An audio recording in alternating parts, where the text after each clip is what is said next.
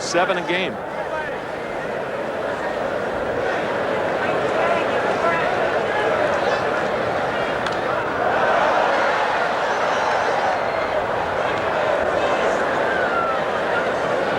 Well, Sid is not loose by now. He never will be. Ditto Butler. Here's Bob Lillis. Looks like Lillis is just getting the Mets lineup filled out. Bob, the former manager of the Houston Astros.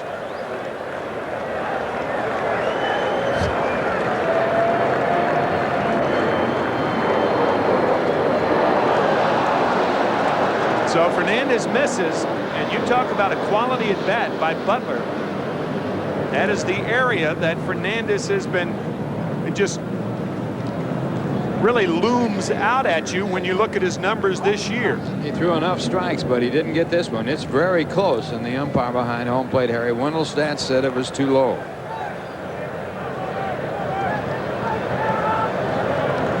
So the Giants will run. A lot of hitting and running by Roger Craig's troops as Robbie Thompson steps up.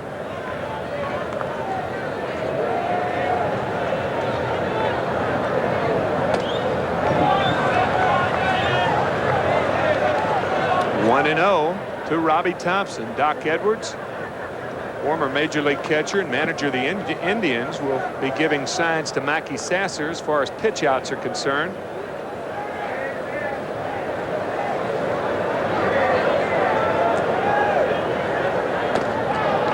Two balls and no strikes to Thompson. Wendell Kim, the third base coach. Dusty Baker over at first, and boy, what a big league hitter he was. He could hit. Thompson has worn out the Mets in his career. He's hitting .357 against them with 3 home runs. There's a strike, 2 balls and a strike.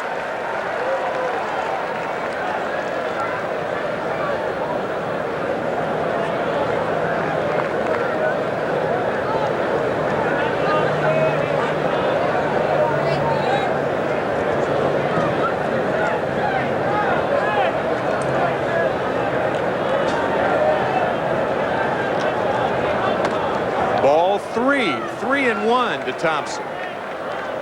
Butler, after a terrific at bat, finally took on a very close 3-2 pitch and walked. Now it's 3-1 to Thompson.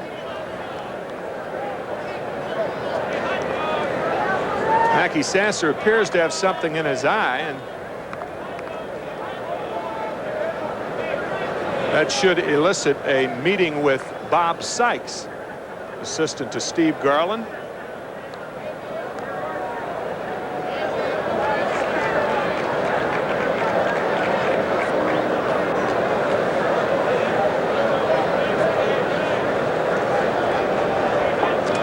Pete Flynn's ground crew usually will moisten the infield before the game to keep the dust down, but at catching position it's a little difficult to prevent the dust in the eyes, so a momentary delay, and we have a chance to tell you this copyrighted telecast is authorized under television rights granted by the New York Mets solely for the entertainment of our audience. Any publication, reproduction, or use of the pictures, descriptions, and accounts of this game without the express written consent of the New York Mets and Sterling Doubleday Enterprises LP and WWOR-TV is prohibited. Any commercial or other use of the program, such as by charging admission for its showing, similarly prohibited. Sid Fernandez accommodated me there, allowed me to finish the disclaimer. Yeah, and through to first. We have a sign for that, you know. It's one of the advantages of being the next catcher, Ralph. You give the sign, you throw to first, and you're allowed to finish your disclaimer. 3-1 to Thompson. Fouled away, 3-2. Well, normally you'd believe that the runner at first base would be running with his pitch. The only thing that might put it in doubt is Rob Thompson strikes out a lot. 133 Ks last year as a second-place hitter. Led the Giants in strikeouts. And there goes Butler, and this one hit to center field. Over is Darrell Boston, and he makes the play. 1 out here in the first inning. And that'll bring up Will the Thrill Clark. And is he a thrilling ball player? Number 22, Will Clark. And off to a good start again this year. Runner-up to Kevin Mitchell, teammate Kevin Mitchell, last year in the MVP award. Boy, did he throw up some numbers. .333, second in the National League in hitting. He actually lost the title on the last day of the season to Tony Gwynn. 23 home runs, 111 runs batted in.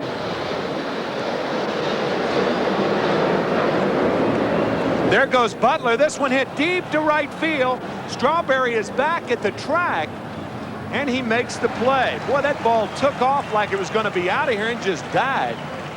Warmer weather, it's gone. Two outs. That ball's out of Candlestick because the wind prevails to right field. It would have been out by a large margin. And when he hit it, it looked like it was gone here, but the wind held it up. And Will Clark shows you how good a hitter he is. He handles left-hand pitchers, even the tough ones like Sid Fernandez, so well. There's a picture-perfect swing. I think the most, if we could see that once again as Kevin Mitchell comes up, the most impressive thing about Clark's swing to me has always been the extension, full extension of the hands and arms. Kevin Mitchell, the MVP last year. And he pops it up. We'll have to wait till the bottom of the first to see Clark swing. Strawberry running Jefferies, or nope, it's Jefferies who makes the play. So after a leadoff walk, the Giants fail to score. Middle of the first, no score. We're back up to this from R.C. Cola. Johnson batting fourth in right field, Darryl Strawberry. Batting fifth, the left fielder, Kevin McReynolds. The sixth batter will be the center fielder, Darryl Boston. Batting seventh, and Getchy Mackey Sasser. The eighth batter will be Kevin Elster at shortstop, and Sid Fernandez, the pitcher, batting ninth.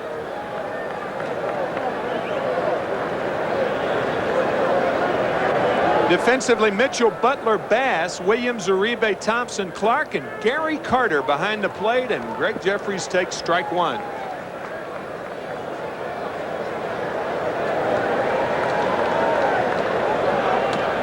Strike two. The sinker on the outside corner. The sinker and the curveball featured by Reuschel. He will occasionally throw the fastball with the seams in on the left-handed batters. Curve fouled away, still 0-2. Really tough to pull if you're a left-hand batter.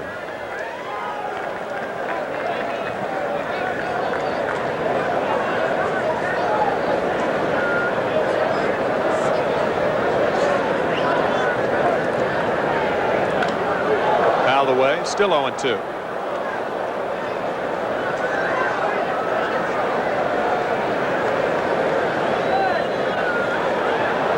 Mets 4-2 on this current homestand.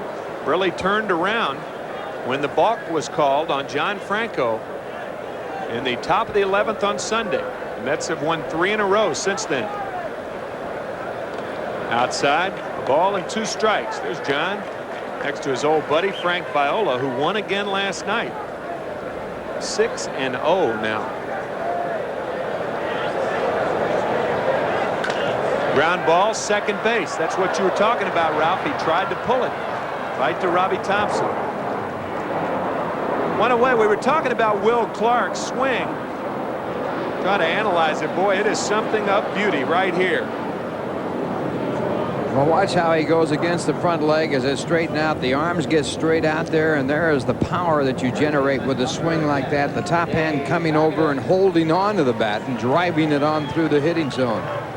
Looks like the bat's an extension of his arms there. Just a perfect swing, almost like a golfing swing. Got that arch in his back. He really stays behind the ball and drives it. And that's why he's such a good hitter. Dave Magaden takes strike one. Ball outside, 1-1 to Dave Magaden. Let's compare Will Clark to Gregg Jefferies. All right, here's Jefferies. Good stride in the ball, stays behind it nicely. He's now caught behind the ball. He didn't get the bat out far enough to hit it hard, so he had to hit it off the hands and to the second base side. Fly ball to Mitchell and left. 2 outs here in the first. No score, and Howard Johnson coming up. Number 20, Howard Johnson. They call him 747. Boy, he is a big, strong man. Call him 747 for a different reason now. His number is 7. He hit 47 home runs last year. What a year he had. The MVP in the National League.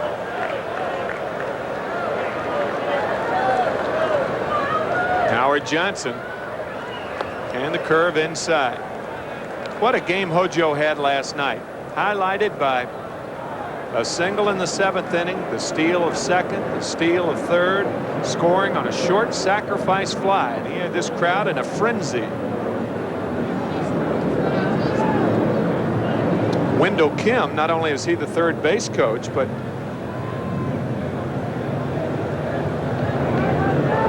using the walkie-talkie, the Giants, a team proficient with the eye in the sky. Moving the outfielders around. They're deep and playing Johnson to pull, of course. 2-0 to Hojo. Bob Lurie, the owner of the Giants, in the ballpark here tonight, along with Al Rosen, a great baseball player, and now the general manager of the Giants. Foul back. There's Bob to the right of your screen. Al Rosen, the very distinguished Al Rosen, a crossword puzzle fanatic. He cannot pass a crossword puzzle without finishing it. My roommate. I don't think I've ever finished one. My roommate in 1955. It didn't rub off on me.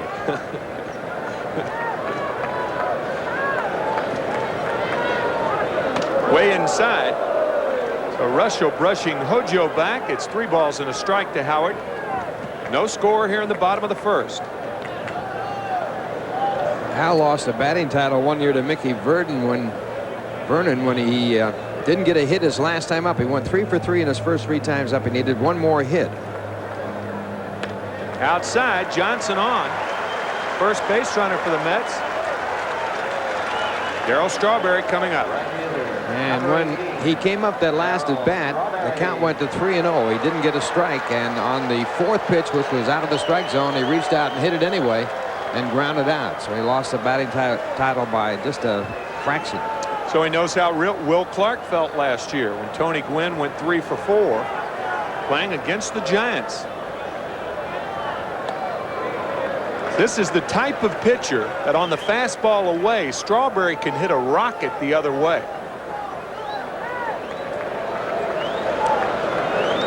Darryl gets a 1-0, 2-0, 2-1 sinker.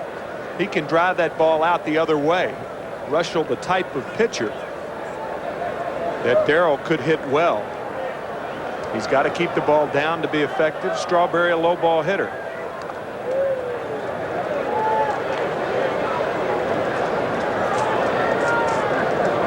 Howard with 6 stolen bases on the year, and Reuschel knows it.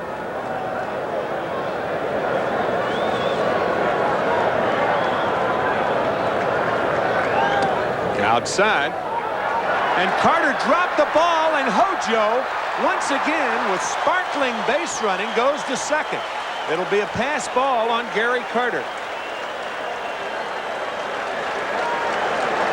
Excellent base running by Johnson. Quick reactions. Carter couldn't find it. In the moment he couldn't find it, Howard Johnson took off. So a pass ball charge to Carter. Watch this as Johnson sees that Carter can't find it, so he takes off. 2 balls, no strikes to Strawberry. Low, ball 3. Carter bobbling another one. So he wants to talk to Reuschel. He's probably saying, hey, Gary, or Rick, you're watching Mets Baseball 90 on WWOR-TV, Secaucus, New Jersey. Howard Johnson on 2nd, 2 outs. Kevin McReynolds on deck. And the count on Darryl Strawberry is 3 balls and no strikes. Reuschel walking Howard Johnson. That was only his 8th walk in 40 innings. 3-1 to Strawberry.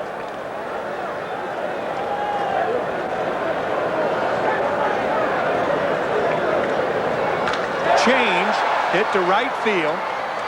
Bass broke back. and then in, and he makes the play. Reuschel taking something off the fastball, and Strawberry out in front. No score after one. We're back after this from Midas Muffin. Nice and cool, about 60 degrees, and a big crowd on hand to see the San Francisco Giants for the first time this year. When the Mets were conceived, as you see the blue and orange right there, back in 1962, Lead off for the Giants, right fielder number 7. they had to select some colors. So they selected the orange of the San Francisco Giants. The Giants and Horace Stoneham going to San Francisco after the 1957 season, and the blue of the Dodgers. So those are the Mets colors, blue and orange. And the Giants in town this week, and so are the Dodgers, as Kevin Bass leads it off here in the second.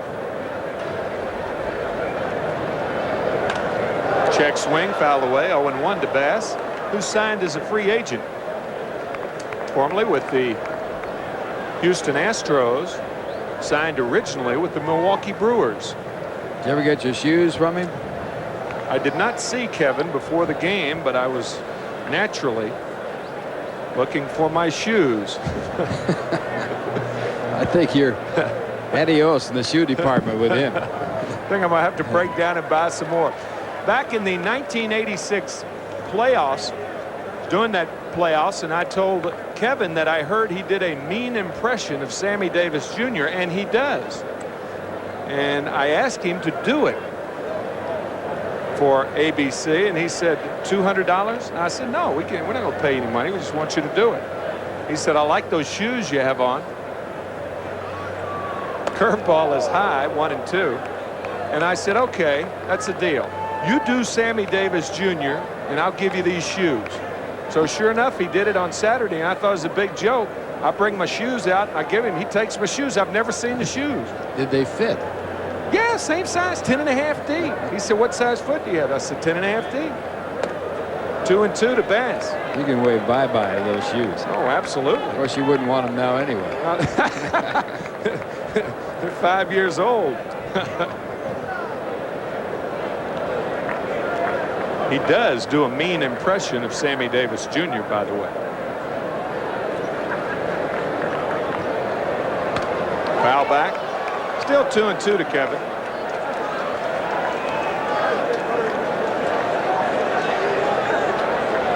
So he too hits the Mets well.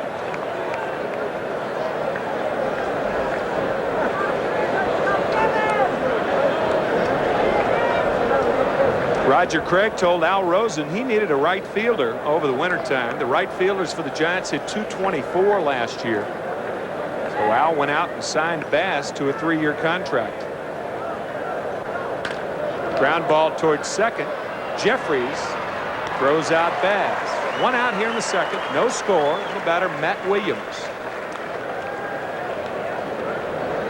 First ground ball hit off of Sid Fernandez so far in the game. The last time out, they had about 5 or 6 ground balls, and Davey Johnson had put in his fly ball defense against Sid Fernandez, and it caught up to him. That was a game that Howard Johnson made the errors at short.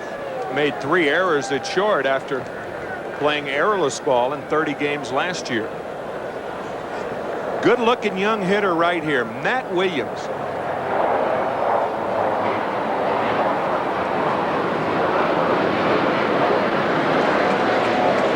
He was moved to 6th in the order back on April 21st, and since that time, Williams has batted .446.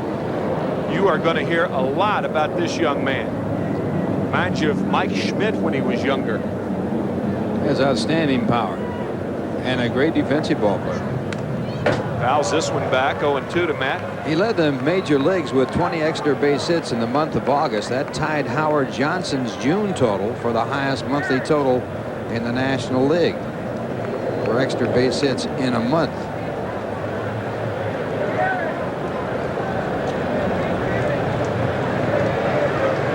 On deck batter, Gary Carter.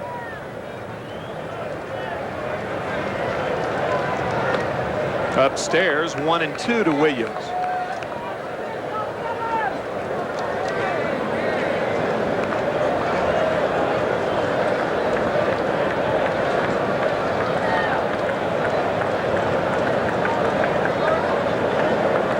Matt batted only .202 last year, but he had 18 home runs after hitting 26 for Phoenix. 44 home runs for the young Matt Williams. Line to right center, and it's going to be in there. Strawberry over. It's between Strawberry and Boston, and Williams will stop at second base. That's the first hit of the ball game.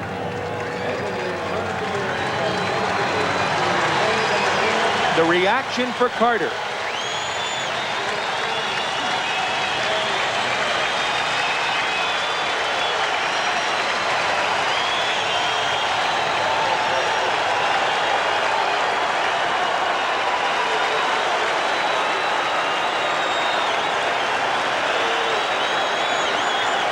When Carter returned to Montreal after coming to the Mets, he got an ovation, but nothing like this.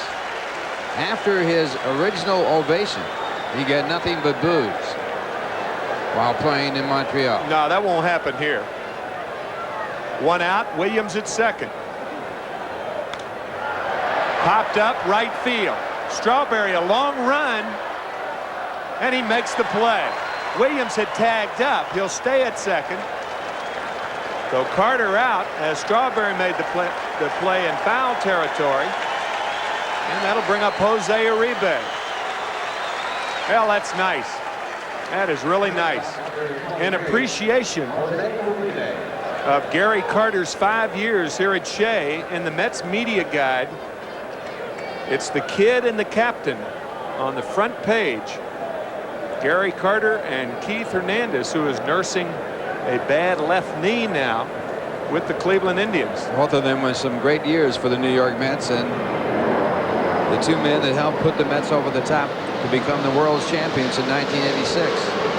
Jose Uribe on the first pitch. Flies to shallow right. Strawberry waving off Jefferies, and he makes the play.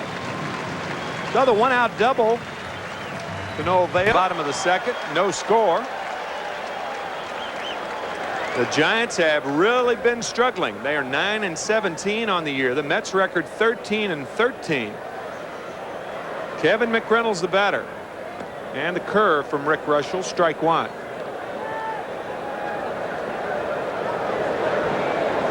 Mac with two dramatic home runs in Sunday's doubleheader.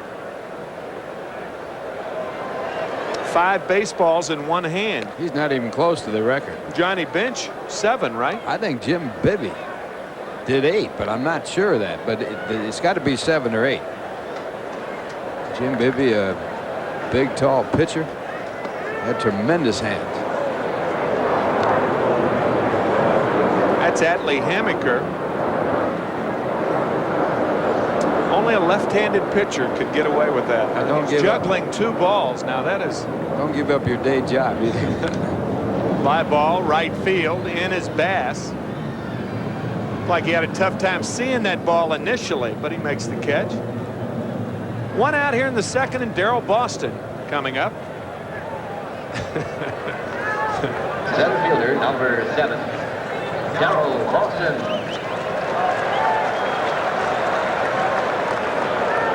Darryl with his first National League home run after hitting 80 or 38 as a member of the Red Sox in the, or I should say the White Sox in the American League. Fastball on the corner, 0-1.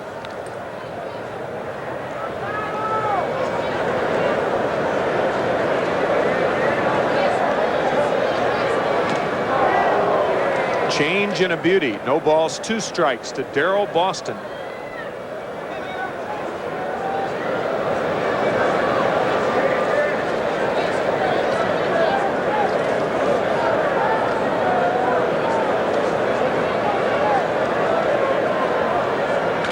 Ground ball, shortstop.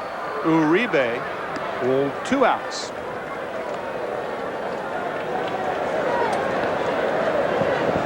Uribe made an error on opening day for the Giants. Has not made an error since, as Boston is retired, and that'll bring up Mackey Sasser.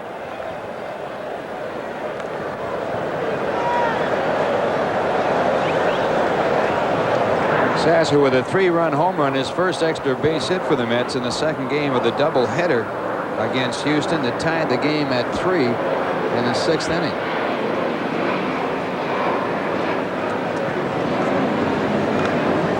Popped up, foul territory, left side. Williams over near the photographer's booth, and it's about 5 rows back. So it's no balls, 1 strike to Sasser, and Rick Reuschel doing a good job staying ahead of the Mets batters.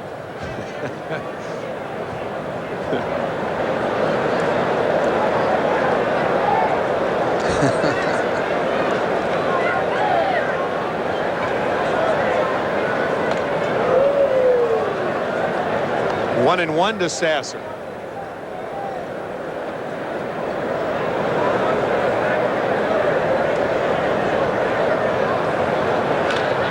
Line to right, and Bass is there again. The third put out for Bass in 2 innings. What's that on his camera? Looks like a ball player. What is that? No, we can't tell yet, but it looks like a little figurine of some kind. The guy with style. And here's a guy with style, Rick Reuschel. Takes strike 1. They're actually giving those away, we understand, at the ballpark, those little figurines. That looks like a Gary Carter figurine. No balls, 2 strikes to Reuschel. Very attractive. The figurine or Reuschel? I'd have to say the figurine. He's a wide body right here. You know, he's a great athlete. Yes, sir. Can really move around. Runs well, feels his position well, and hits well. He's hitting .286 this year, 4 hits and 14 at bats with 3 runs batted in. And if somebody told him to lose weight, you'd be a better pitcher, he'd tell them to mind their own business. He's been outstanding. Rotator cuff surgery after leaving the Yankees. The Cubs picked him back up. Pitcher on the Cubs division winner in '84. Ball and 2 strikes to Rick. 213 wins, 185 losses in his major league career. He's had trouble with the Mets. He's 14 and 24 against the Mets, the most losses to any team that he has pitched against. Fernandez had a little extra on that one. First strikeout for Sid, and that'll bring up Brett Butler, who walked to lead off this game. Well, the strikeouts have not been coming for Sid Fernandez.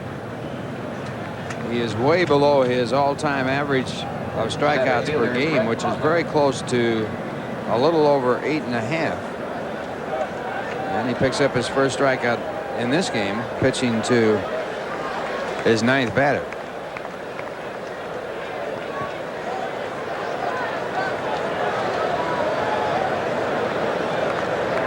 Butler, a terrific at bat in the first inning, fouling off a bunch of 3-2 pitches. He finally walked. And a bunt, and it's Jefferies there. You got to expect Butler to be bunting once or twice a game. Bobby's first start of the year.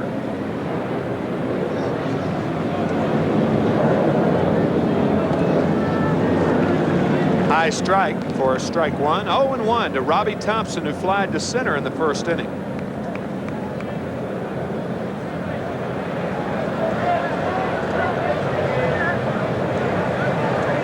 Curve outside, 1-1.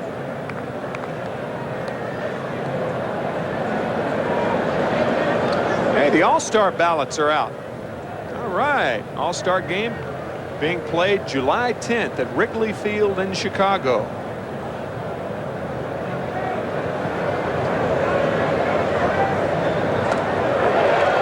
The city where the first All-Star game was played back in 1933, played at Comiskey Park. Ball and 2 strikes to Thompson. Sports writer named Arch Ward got the idea and started it. Wrote for the Chicago Tribune, and it was a great idea, and it's been a success ever since. Predictably, Babe Ruth with the first All-Star home run. Babe Ruth with the first Yankee Stadium home run. Still 1-2 to Thompson.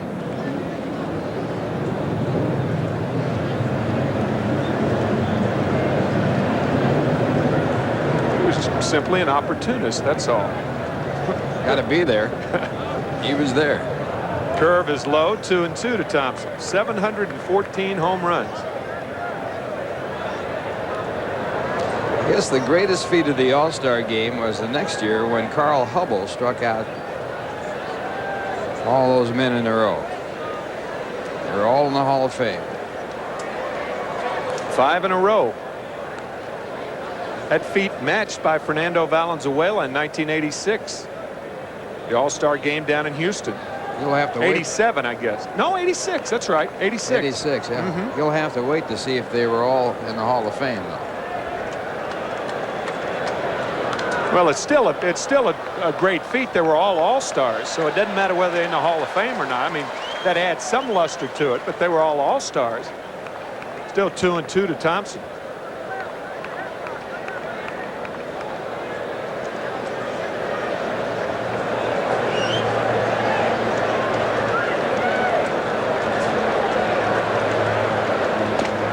Inside, ball 3.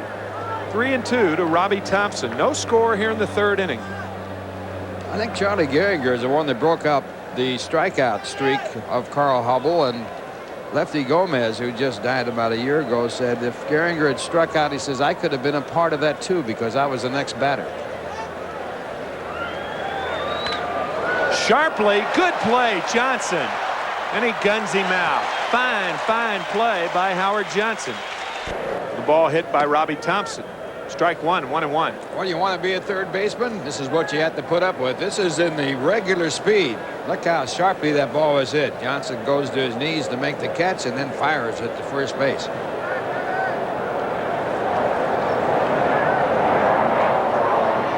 Curve outside. 2 balls and a strike to Elster. Kevin, 2 for 4 in last night's game. He has really had a sluggish start offensively. Of those 9 hits, 5 have been for extra bases, including a couple of home runs. Inside, ball 3, 3-1.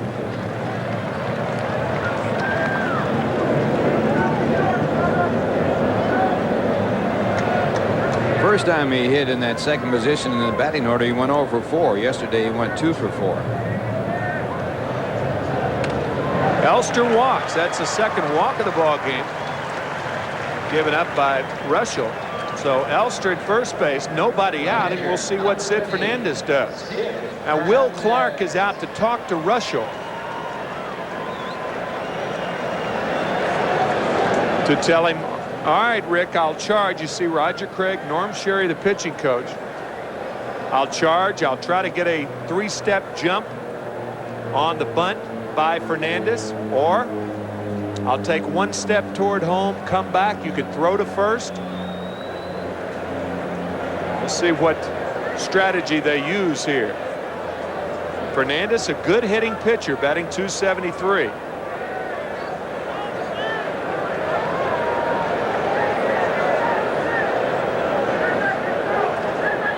Williams tight at third.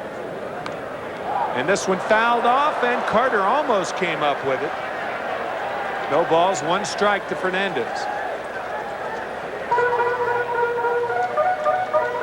Well, Carter never won to not try for everything.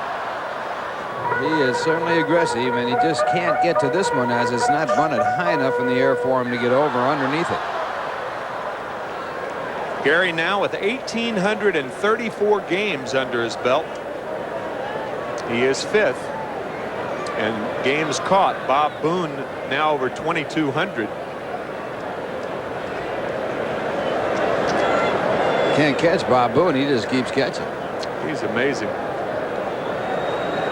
The Mets do not like to sacrifice. That is not Davey Johnson's style, as you just saw with that graphic.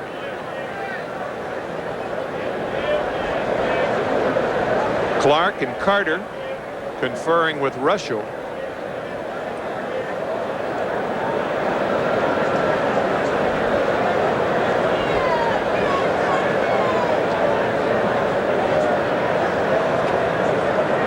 Matt Williams, as you can see,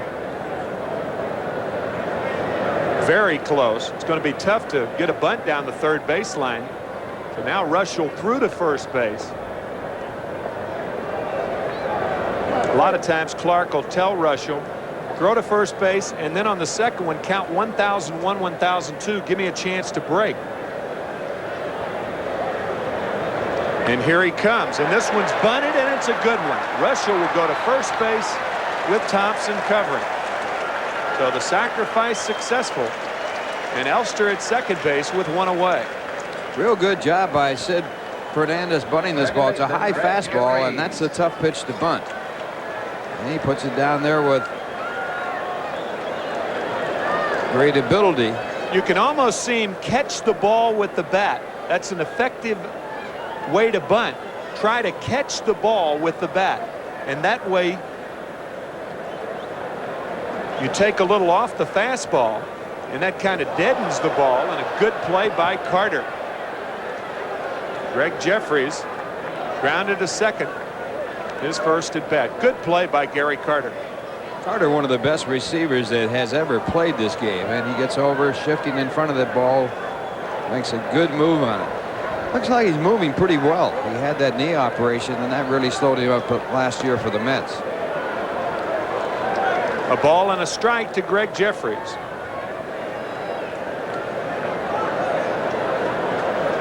Carter signed a contingency contract. If he stayed with the ball club, he got more money, and the longer he stays, the more he gets. Ground ball, base hit, left field. Elster's going to stop at third, and the reason for that, he had to stop at second to see if the ball was going to go through or not.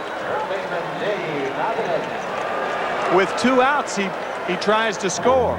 With 1 out, you got to make sure, and the ball getting through for the first Met hit of the game. Well, Jefferies goes with a pitch.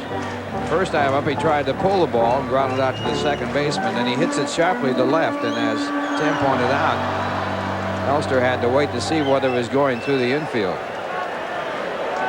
Yeah, if you're the runner on second base, you just don't know for sure. Your angle is bad, and you can't tell. You don't want to run into an out. Magaden now.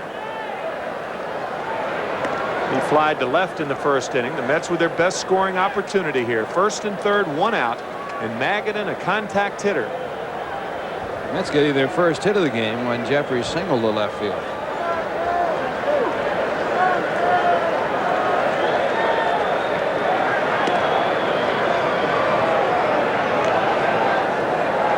Gregg with 2 stolen bases.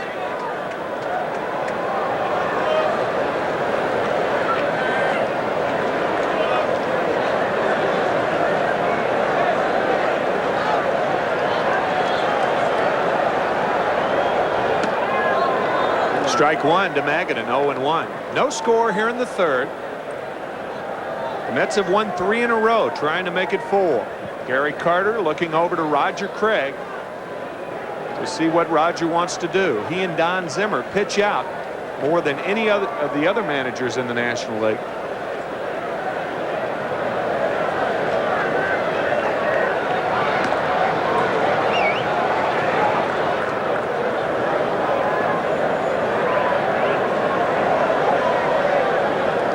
Even the veteran Roger, I should say, even the veteran Gary Carter looking into the dugout for that pitch outside. Roger Craig gives the pitch outside. Inside, ball 1, 1-1 to Magaden. Craig loves to squeeze. Davey Johnson doesn't like to squeeze. Sign has been given whether to pitch out or not.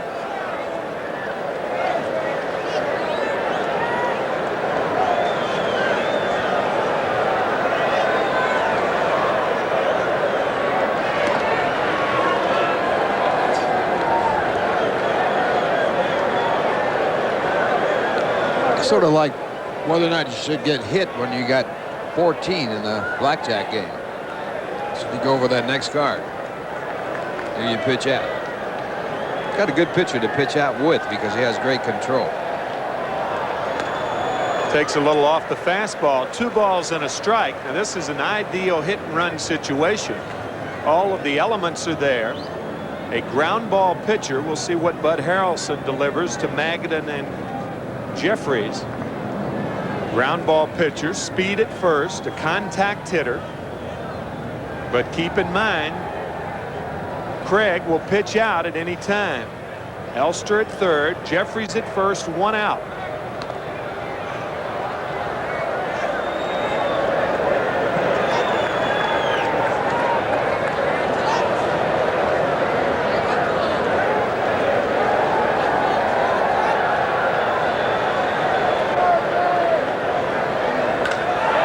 Fly ball center field.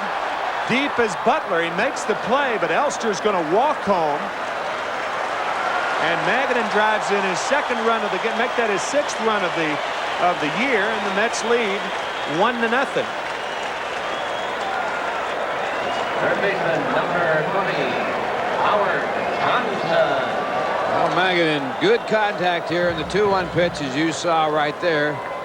Jefferies was not running with the pitch, and this ball hit deep enough that it scores Elster from third base easily. So the Mets got the early lead. Howard Johnson now.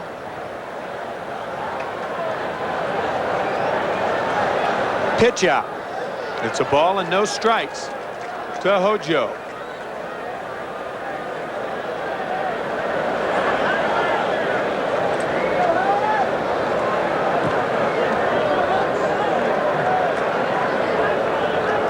We'll see if Davey Johnson plays it aggressively and runs Jefferies now.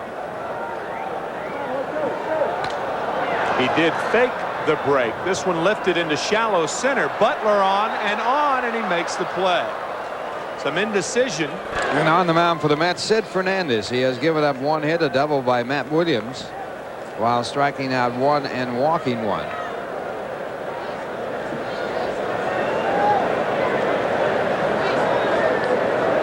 Clark coming into this game hitting .303 with 3 home runs, 20 runs batted in. And he hits the first pitch to fairly deep center field. Boston back, and he has it. Let's take a look at the Nissan National League scoreboard this afternoon at Wrigley Field. It was the Cubs 10-8. I think that game was 10 innings. 1-1 LA at Montreal, that game in the 4th. The Pittsburgh Pirates stay hot, 4-2 over the Padres of San Diego in the 3rd, and Philadelphia at Houston just underway. Buddy Harrelson and Davey Johnson talking about something as the Mets lead 1-0 here in the top of the 4th inning. The batter coming up, Kevin Mitchell. Talking about signs.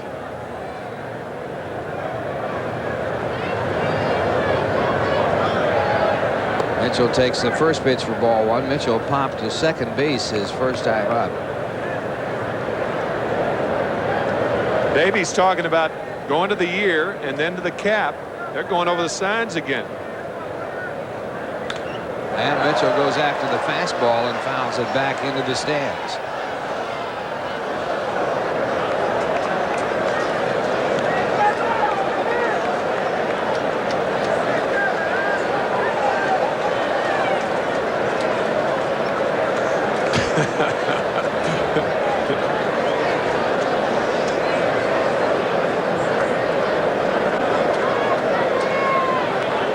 That's where all that started, in a clubhouse. Remember, go to a party and say, "What's your sign?" That all started in the clubhouse. I tell you that a lot of signs are stolen from the clubhouse. In the old Polo Grounds, the clubhouse was located in dead center field, and the Giant offices were in center field right there with windows galore. And for years, people suspected that there was someone in there with binoculars and stealing the signs from the opposition. 2-1 pitch to Mitchell. Boy, what a swing he had at that. That was down in his power alley. Didn't get contact. 2-2. Mitchell hitting .272 so far this year. 7 home runs, 24 runs batted in. Tied for the league lead in home runs. Last year he led the major leagues in home runs with 47.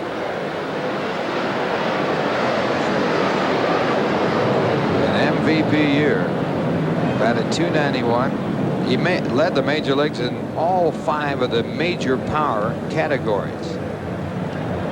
The 2-2 pitch. Just low for ball 3. He led in home runs, runs batted in, slugging percentage 635, total bases 345, and extra base hits 87. 8th player to do that.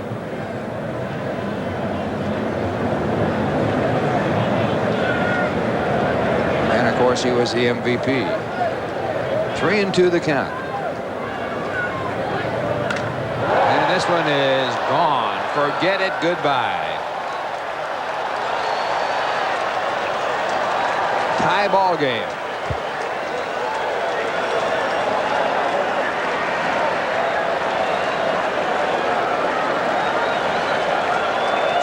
Ouch.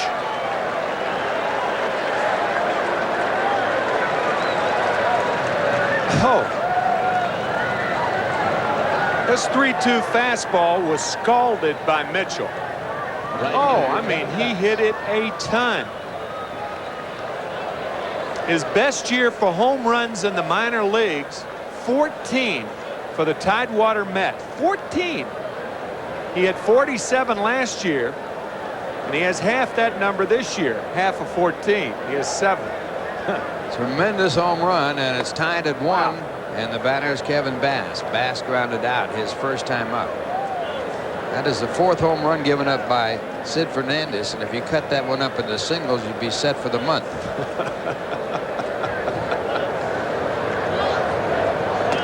Now breaking ball. Well, Tim, you know as well as I, and you've caught so many ball games. You get down to 3-2 and you throw fastballs to good hitters, you're going to get killed. Well, with Fernandez, though, Fernandez has got to be able to throw his fastball at any time, though. That's my opinion. I don't think you'd never second guess Fernandez's fastball at any time.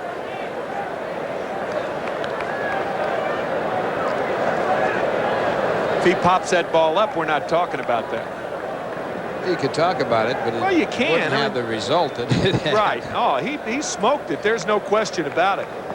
I think Sid should be able and is in a position where he should be able to throw his fastball at any time. This one in foul territory, and Magaden over there to make the play, so Bass is out for the 2nd time. I know exactly what you mean. You see a guy hit a ball that far, though. You see the 2-1 pitch when he just missed that pitch. He had the good cut. Third baseman, Matt Williams. Now Matt Williams, who has the other hit off Sid Fernandez. It was a double to right center field.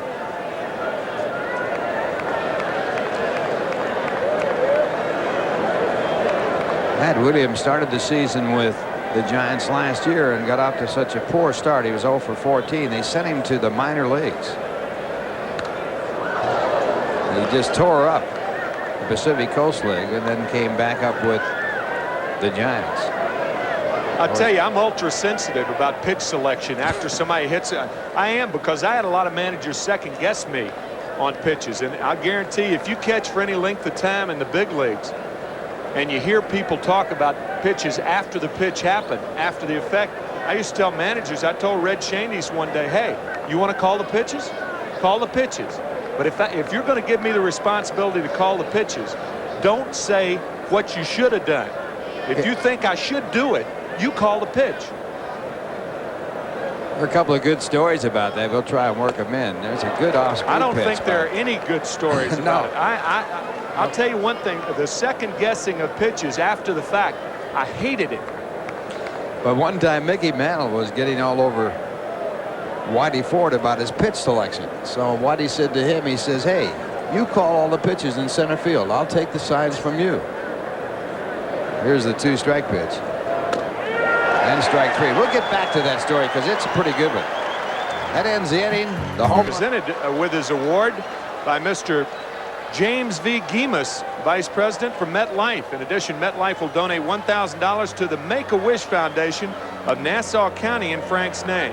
In the month of April, Frank was 5-0, allowing only 4 runs in 36 in the 3rd innings. So congratulations to Frank Viola. And Darryl Strawberry with a count of 1-0, and this pitch back is fouled back out of play. We were talking about second-guessing pitches, and Mickey Mantle said Whitey Ford was making the wrong pitch selection. So Whitey said to him, okay, you call all the pitches from center field. So it went along very nicely, and finally the bases got loaded, and Whitey Ford looked out to center field for what pitch he was going to throw on the next pitch. Mantl's looking into the center field bleachers. He wants no part of it. He says, you make your own selection. Yeah, right. He tried it one time, had to take responsibility for it one time. I'll tell you, and that's the key. When you're responsible for calling the pitches, you try to prepare yourself as best possible, and you know what your pitcher wants to throw, what the hitter's weakness is. And that's how you determine what pitch to call. And you got to make your mind up like that. You think long, you think wrong. I have another one that actually happened to me when I was playing. We were playing the Cubs, and Frankie Frisch was the manager of the Cubs. The pitcher was Bob Moncrief. And I hit a home run off a fastball, and when Moncrief came into the dugout, Frisch got all over him. He says, you let that guy hit a fastball out of this ballpark. He says, no more fastballs or you're gone. So the next time up, I got a curveball, and I hit it out of the ballpark. As I was rounding third, I heard Bob Moncrief yell into Frisch, he hit your pitch further than you did mine.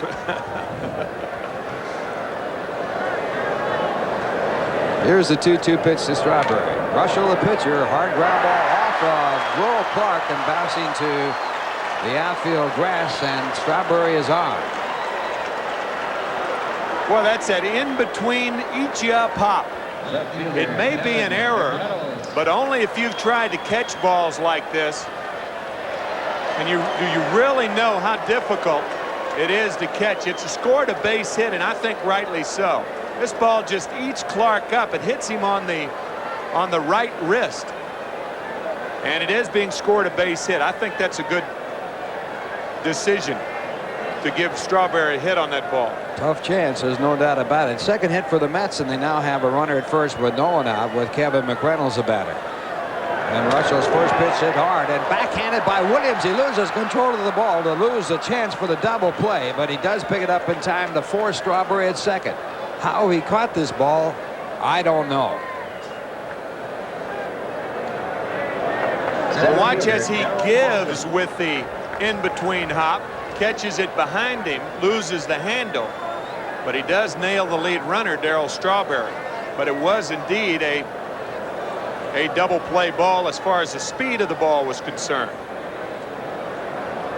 So Williams, an outstanding defensive third baseman, picks up the out at second, and that brings up Darryl Boston and a sinking fastball for ball one.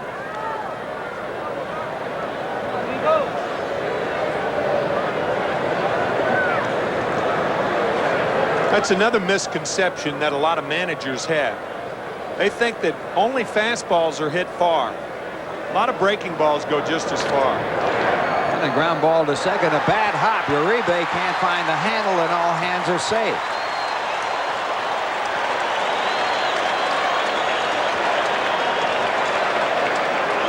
That's Uribe's first error since opening day, and again an in-between hop. That's the third in-between hop in a row. One base hit, one great play by Williams, and now a big league error.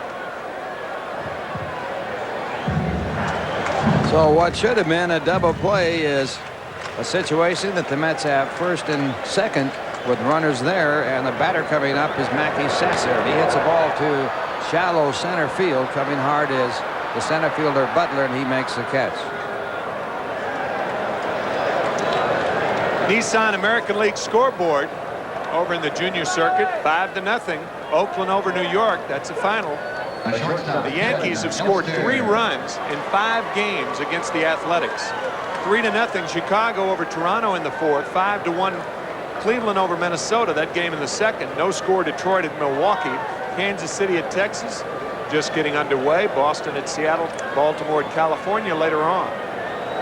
Right here it's 1-1. The Mets with runners at first and second, 2 men out. We're in the bottom half of the 4th inning. And the batter is Kevin Elster, and he takes a fastball for a called strike. Elster walked his first time up.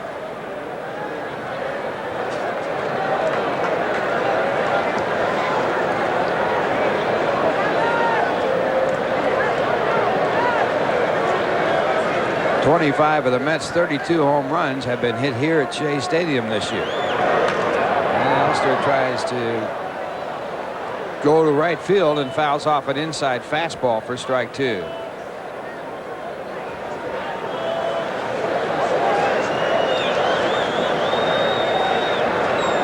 That was one of his fastballs that he didn't try and sink, and he got right into his kitchen with the pitch.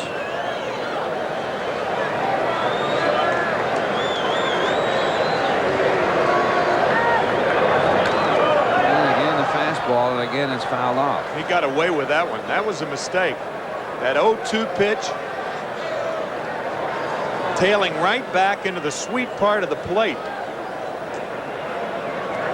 You get away with some mistakes, and Reuschel got away with one there.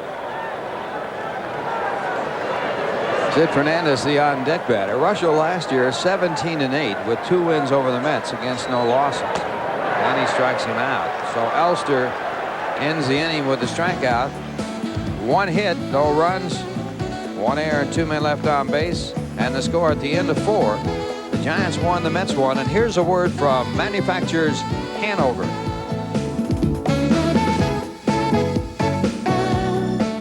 Next to this cap, this one's the hottest in town. For information on how to get one, call the Leukemia Society at 212-679-1939. Hey fans, a great way to reward yourself after the game, win or lose, is with a clean, crisp taste of Beechwood aged Budweiser. Yeah, this Bud's for you. Well, we're going to the top of the 5th inning. Pitchers duel going on here between Sid Fernandez and Rick Reuschel. Each team with a run. Leading off for the And Giants, it will be the catcher, Gary Carter. Gary Carter to lead it off for the Giants. You know, one of the knocks, talking about pitch selection as we were in the 4th inning, one of the knocks on Gary Carter was that he was a poor caller of pitches when he was up in Montreal, and that he improved on it. And you know who gives catchers raps like that? Pitchers do. That's true. They can really always do. shake you off if they don't want the pitch. I'll guarantee you they can. Pitchers have more of a tendency to blame catchers than catchers have to blame pitchers. That's why it's tough to get their respect. And the fastball for a strike to Gary Carter. Carter saw 1 pitch his first time up and flat out the Strawberry making the catch in foul territory. And a lot of times it doesn't come easy. Sometimes they're toe-to-toe confrontations with pitchers. That's strike 2. I used to talk with Gary about that, as a matter of fact. Try your best to communicate. A catcher's job is so much more difficult because you've got 10 people to get along with. I think one of the problems is when you second guess a pitch. The pitch might have been the right pitch, but in the wrong location. And the fastball fouled off. There's just a misunderstanding, even among baseball players. They'll say there's a catcher and a pitcher, Doc Edwards and Mel Stottlemyre. But in a lot of team meetings, guys will say, this guy's a fastball hitter. So you have to speak up and say, does that mean I can't throw a fastball? I mean, what are you talking about? Throw him all breaking balls? The guy's an off-speed hitter. That doesn't mean you throw him all fastballs. You can throw any pitch on any count to any hitter. Location, how you got there. High ball out to deep left field. Back in the corner is McReynolds, and it is a foul ball. So Gary Carter, who has really hit well against the Mets, he's hitting .304 lifetime with 24 home runs, just misses a home run with that drive to left. Yeah, but that was when he could really jerk the fastball. His last game against New York in this ballpark with the Expos, of course, back in '84. And he just misses a home run right there.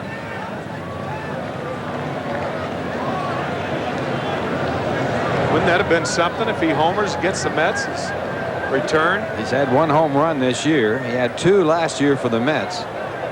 And his first game that he played for the Mets won a game over the St. Louis Cardinals on opening day as he won it with a home run. And that pitch is a fastball outside, 1-2.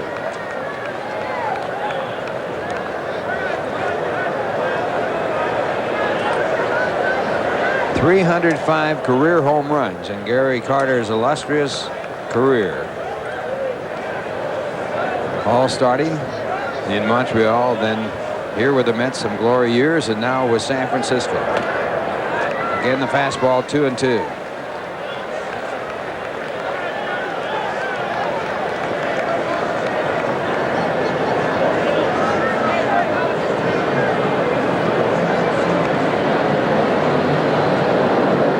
Carter came into this game hitting .220. He's had 41 at-bats coming in.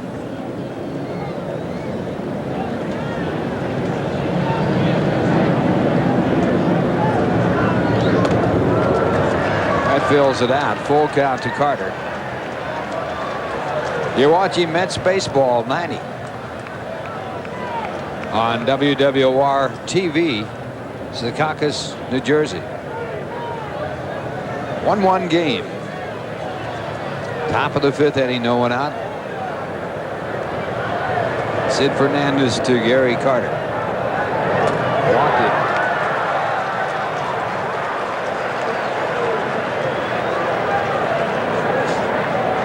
Shortstop, Jose Uribe. Sid's second walk, and he brings up Jose Uribe.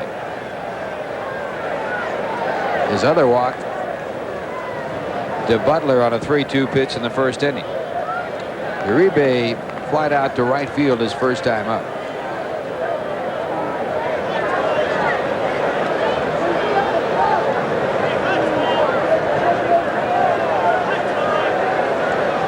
Why is Magaden holding Carter on?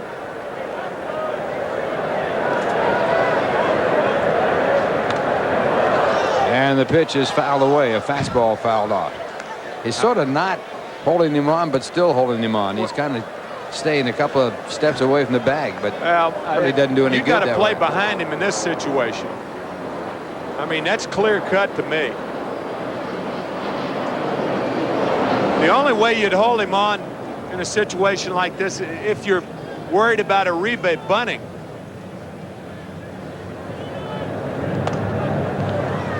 One ball, one strike. Fernandez back with a fastball.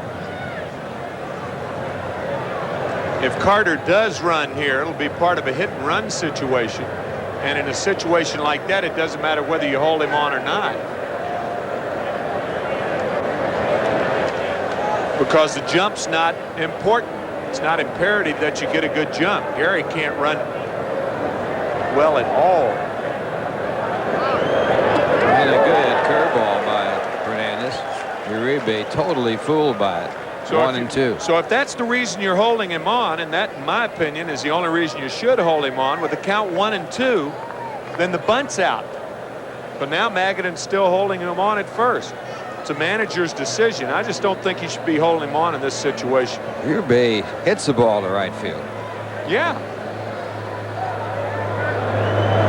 And he does hit it to right there. It's foul.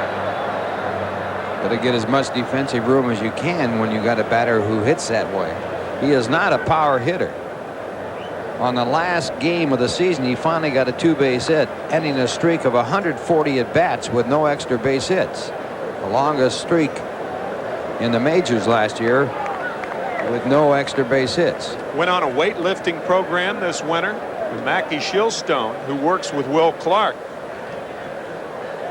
A little extra pop so far this year. He pulls a curveball foul. Count stays at 1 ball and 2 strikes.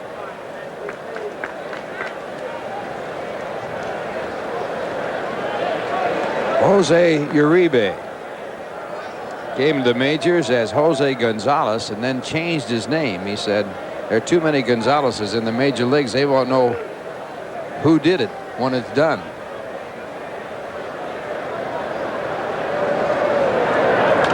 And again, he fouls off the fastball, and again that ball, if it were hit, would have been to right field.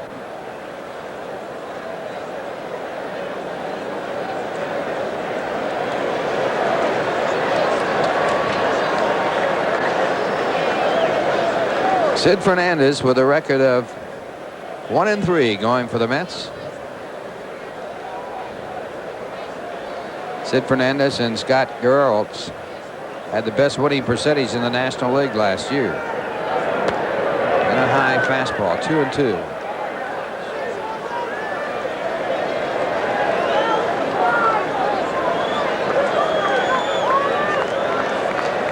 Uribe was originally signed by the Yankees, but he was released before ever playing with him.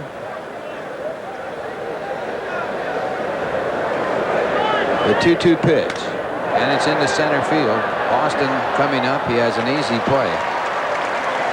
And Carter goes back to first. Tie ball game at 1. But Reuschel, a good hitter. Yep. Squares and bunts it out in front of the plate. Sid Fernandez bobbles the ball, but he has some time, and he goes over to Jefferies covering at first for the out on the sacrifice as Carter goes down to second. I am really surprised that most teams don't bunt against Sid Fernandez. He does not feel his position well at all. And this is just an example. This is a very routine play, and Sid almost messes it up, but makes the play. As Reuschel, you can see running outside the line, but I'm really surprised that the National League hasn't caught on to Sid Fernandez and his inability to field well yet. So a runner at second base with 2 men out, and the batter will be Brett Butler. Butler has walked and tried to bunt his way on and popped out. He swings and misses a fastball.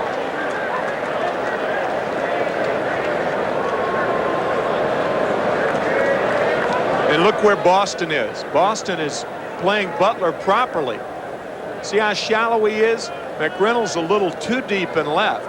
That's an idea. I mean, you haven't seen that shallow a center field played at Shea Stadium for a long time.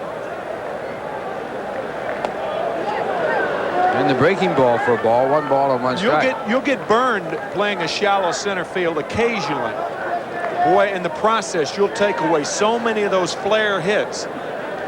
Well, the chance here, if you're playing that shallow, to keep Carter from scoring from second. Right. And if the extra base hit goes over your head, he would have scored anyway, and you don't have a situation where it's going to open up a very big inning. Exactly. You have to really play the outfield according to the outs on the scoreboard and the hitters, of course.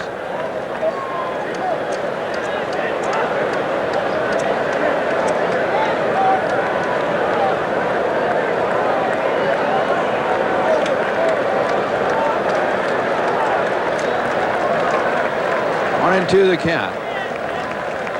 Sid can't get together with Mackey Sasser on the pitch.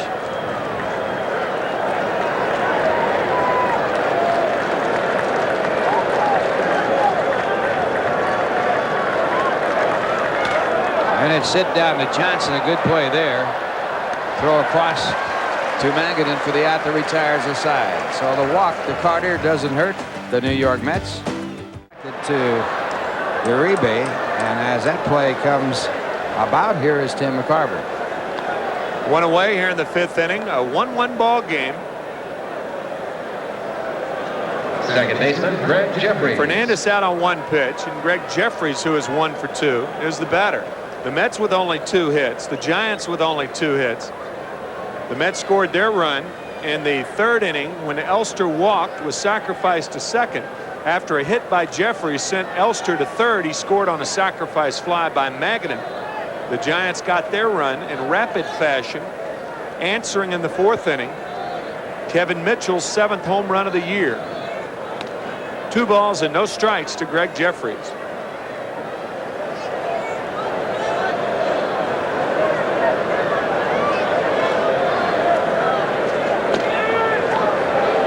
Strike 1, 2-1.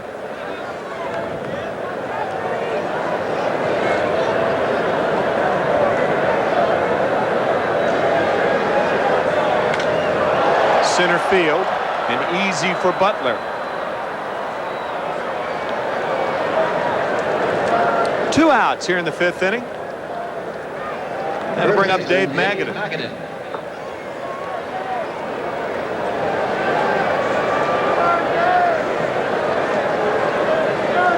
That RBI, Dave's 7th of the season.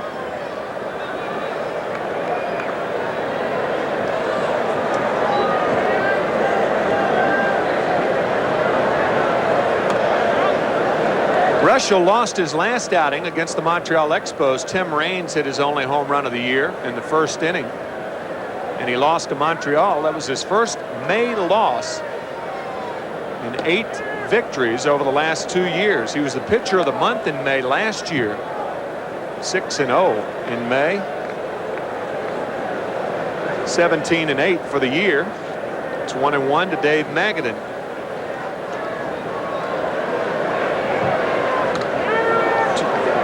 A ball and 2 strikes to Dave.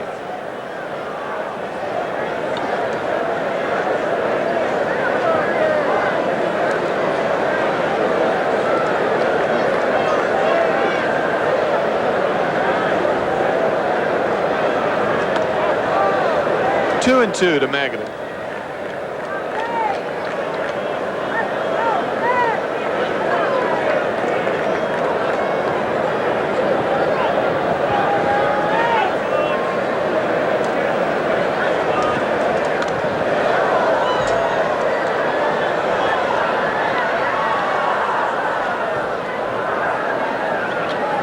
Still 2 balls and 2 strikes to Dave Magaden. 1-1 game. 1-2-1 for the Giants. 1-2, and the Mets have played errorless ball. We're in the bottom of the 5th. 2 outs and nobody on.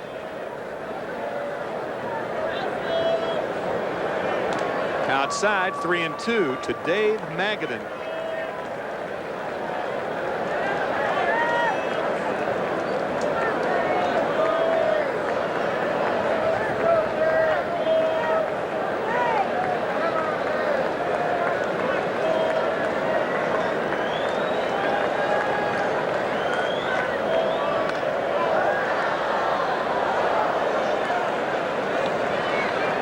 Still 3-2. Magaden from Tampa, Florida. Hotbed of major league talent. Wade Boggs, Doc Gooden, Lou Piniella from Tampa. Cincinnati, another fertile area for major league talent.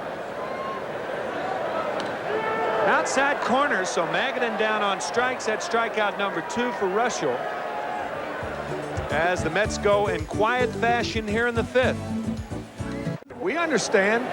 It's funny, Ralph, you know, through the years, you're looking down at the folks and everything, and you befriend a lot of people. You never find out their names, but it's like you have a lasting friendship with in the 7th inning and things like that. And I've said hello to that gentleman 2,000 times over the last 7 or 8 years. Don't know his name. You just know he's kind of a nice guy, but he brings his net to every game. He's caught 98 foul balls here at Shea. That's more than a lot of outfielders catch. Yeah, right. That's right. He's positioned the same. He doesn't play the hitters to the left, right. He plays them all the same in that same seat. 0-1 to Robbie Thompson. You remember when it used to be standard operating procedure for broadcasters to have a net in the booth and try and catch foul balls when they went up? You saw Harry Carey do it in St. Louis. Sure. 1-1 to Thompson. And the curve is over for strike 2. A ball and 2 strikes, a 1-1 game here in the 6th inning.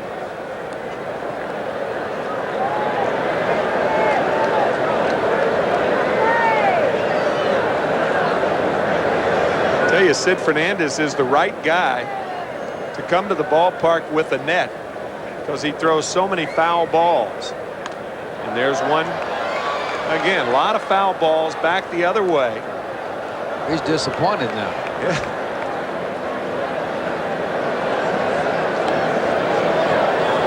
Patience, as Gandhi said, means self-suffering. So I guess he's been very patient since Shea opened in 1964. 98 fouls. That's about what? About 4 a year, right? Look at this guy. Boy, is he on fire. Cecil Fielder, his 5th home run in the last 3 days. Leads the majors in homers. Curve grounded to short. Elster throws out Thompson. 1 out here in the 6th of a 1-1 ball game.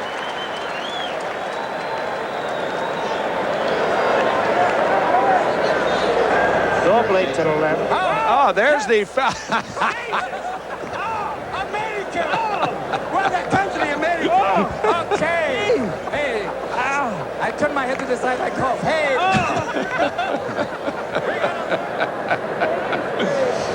That is a replay of the foul ball caught by Robin Williams last year in his second major league game.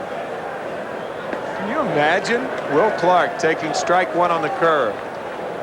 Clark is flied deep to center and deep to right. Go ahead, Ralph. They'll be here Friday for another encore. Along with Whoopi Goldberg. Our booth will be overflowing Friday night. Comic relief night here at Shea. 1-1 to Clark.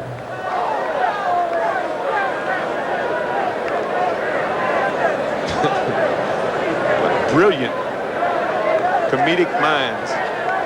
Billy Crystal, Robin Williams, and Whoopi Goldberg this Friday night.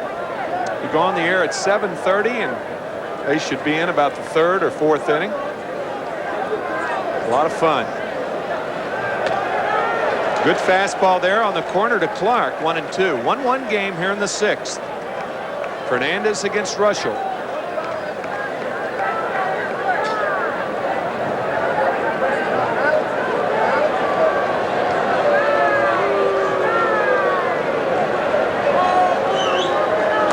Curve is high. 2-2.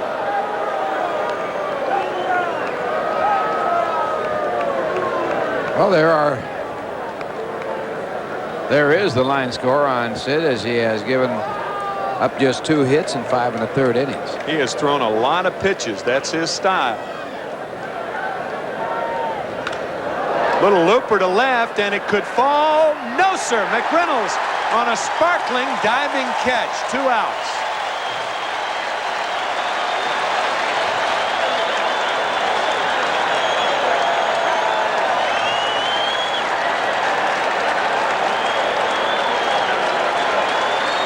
Well, Will Clark has tried all 3 outfielders in this ball game and almost had success by going to left field there, but McReynolds a great play on that sinking line drive. It was on a play similar to that McReynolds sprained a thumb up in Montreal. That grass is a lot softer than that artificial surface, however. Here's Kevin Mitchell, who homered his last at bat. And the fastball for strike one. 0-1 to Mitch. I mean, it was a home run in caps. About 90 feet over Gil Hodges' number. About a 430-foot blast to left field. It's 1-1 to Mitchell. It was his 8th home run against the Mets.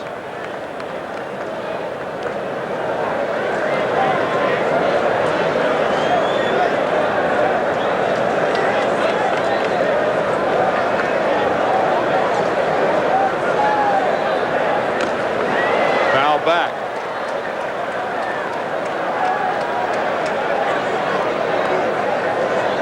Ball and 2 strikes to Kevin Mitchell.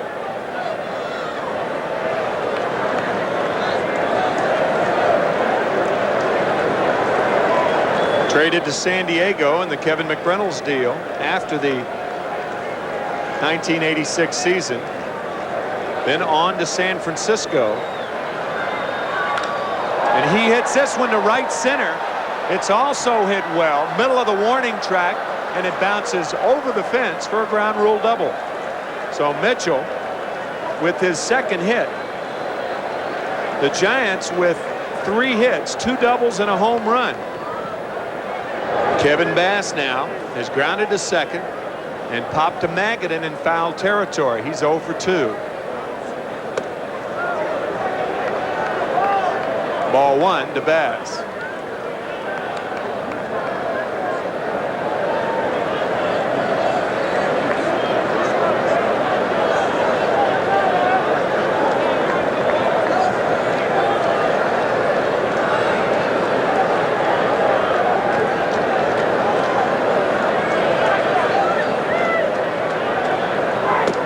There's a strike, strike one. 1-1 to Kevin Bass.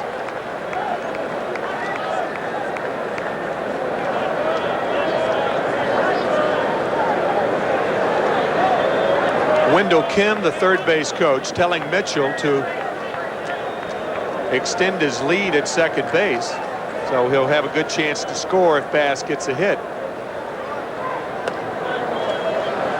You can take a shorter lead, but make sure you're going forward. That's the big thing. Balls of the feet.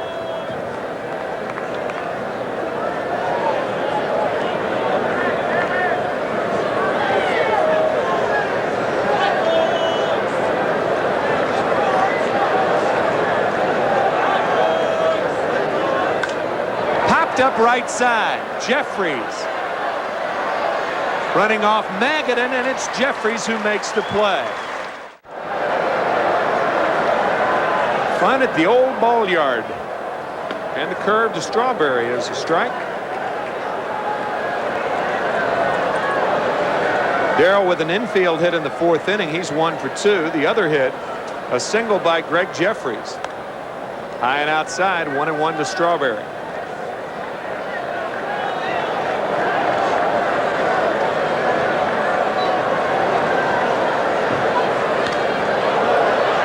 Ball and 2 strikes to Darrell.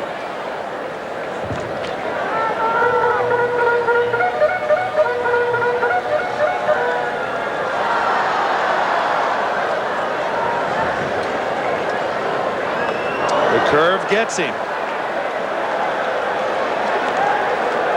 That is 7 in a row retired by Reuschel, his 3rd strikeout, and that'll send up Kevin McReynolds. Tell you, the one thing that impresses Roger Craig about Rick Reuschel is his ability to change speeds. He didn't have to do it when he was younger, but he has been masterful in his golden years. It really took something off that curveball. It was like a change up, and Darrell way out in front. McReynolds 0 for 2. Ball 1.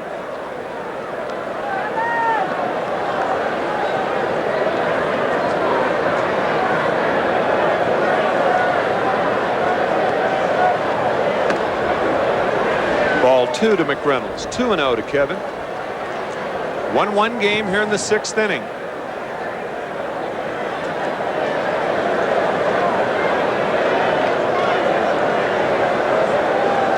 Inside, ball 3. 3-0. You hit here? Well, he's not going to walk you under normal circumstances. You did take a shot at it. I think so.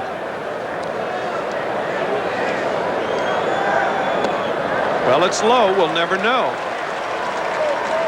That is the 3rd walk given up by Reuschel. And Darrell Boston will be the batter.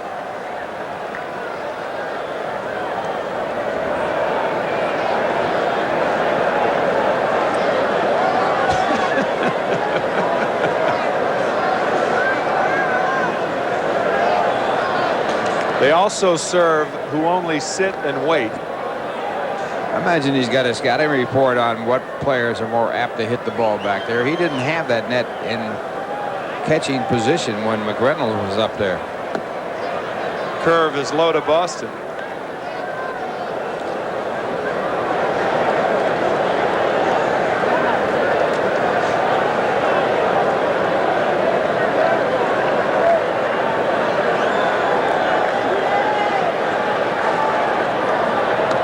Gosh, I'm really surprised the Mets have.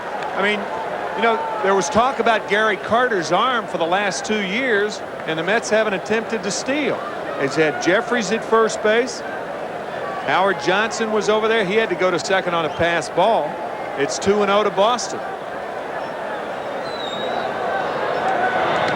One thing about Reuschel, he has a very good delivery to the plate. He gets the ball to the plate in a hurry. That's true. Helps the catcher out. That's true.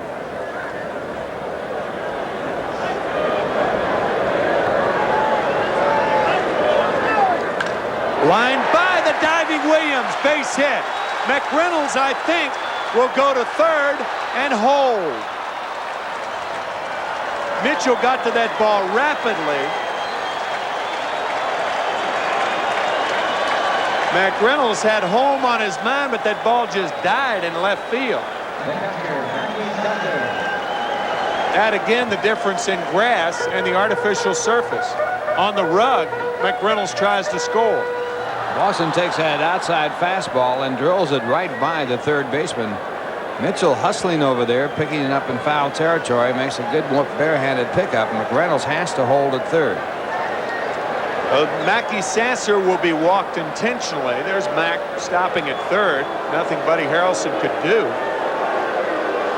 So Sasser will be walked intentionally, and Kevin Elster will be the batter.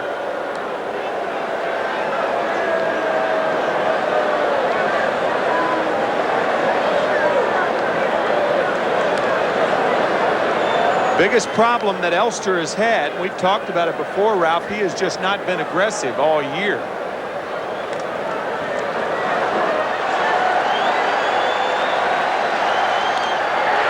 Fly ball left field and playable, and Mitchell is there and he makes the play.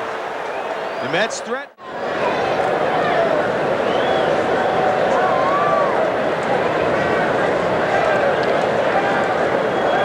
Sid has struck out 2 in this game, and he also has walked 2.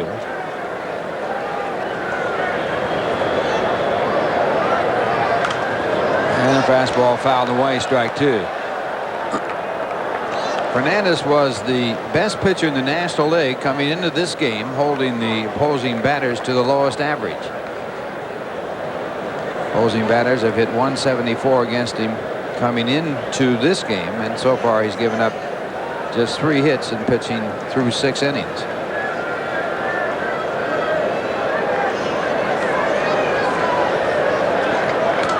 And a fastball again. Count stays at strike 2. Tomorrow night it'll be Bob Ojeda on the mound, making his first start of the year, and he'll be opposed by John Burkett. John with a record of 2-0. And there's Bob making his first start. First time this year the Mets have really gone into an extended rotation on their pitchers. The schedule has been so sparse that they've not been able to use Ojeda as a starter. And again, it's fouled out of play. Davey Johnson had to do something. Caused the lockout. They couldn't make a trade. And curveball for a ball. That's 1-2.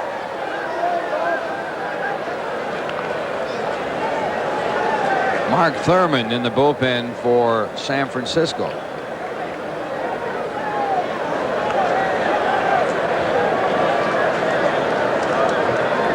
There's a curveball again. This one hit into shallow center field. Darrell Boston, the center fielder, makes the play. Well, let's They have a 17-8 record so far this year, and they lead Philadelphia by 3, Montreal by 3.5, the Mets by 4.5. Chicago in 5th place, winning their ball game today. They'll remain 6 back if Pittsburgh holds on and wins their game. St. Louis 7.5 out. So the Cubs and Giants meeting for the National League Championship last year, both having problems. 2-0. Giants with a record of 9-17. They trail Cincinnati by 10.5 games. Cincinnati with a record of 18-5. Lead the Dodgers by 5.5. Off to a great start. Carter with a count of 2 balls and no strikes, and he pulls one down the line. It'll be foul. And again, he flirts with a home run. His last time up, he hit one far enough, but it was fouled by about a foot or 2.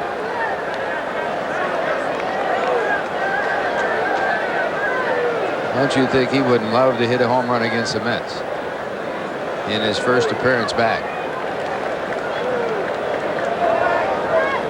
He's hit some dramatic home runs in his major league career. He's had 305. And a good curve.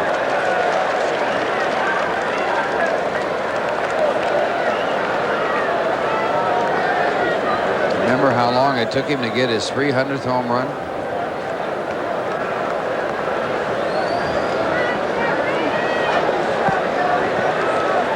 The 2-2 pitch. And it's fouled back out of play. He got it in August of 1988. Took him about 3.5 months for number 300. He has 280 as a catcher. Barry Lyons with a chance for a regular job, even though Sasser's catching tonight. Barry backing up Gary all those years, for 3 years.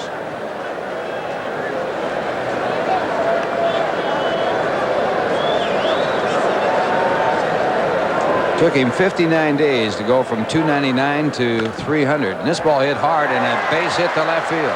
So Carter singles. And it comes with 1 out. He makes a big turn at first and then scrambles back.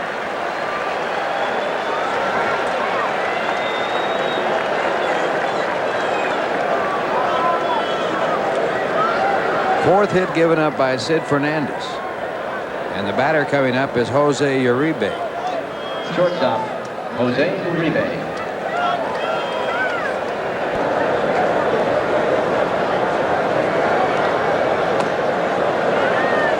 And the fastball for ball 1. Again, Magaden is holding the runner on at first base.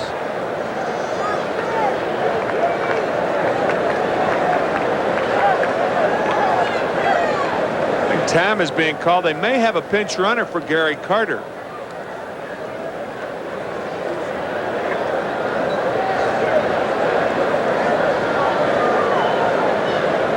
They've got Rick Leach to pinch run. They've got Rick Parker, who was called up last week. That's who it's going to be, Parker. Rick Parker, the pinch runner for Carter.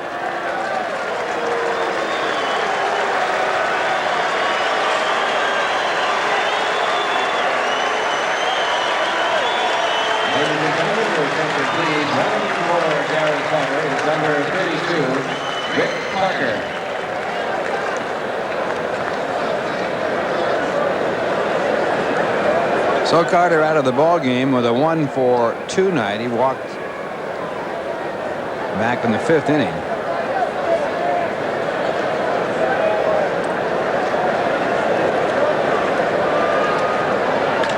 And this ball hit hard to Jefferies. He knocks it down, flips to Elster in time for the out on a spectacular play to take a base hit away and keep the Giants from getting in much better position.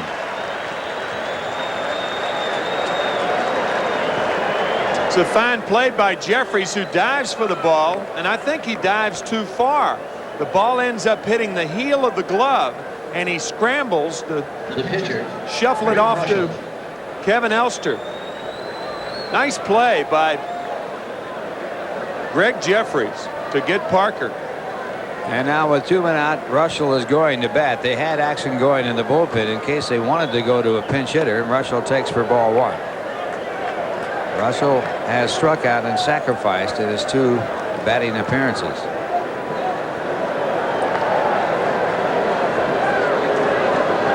Reuschel has had 1 extra base hit, a double.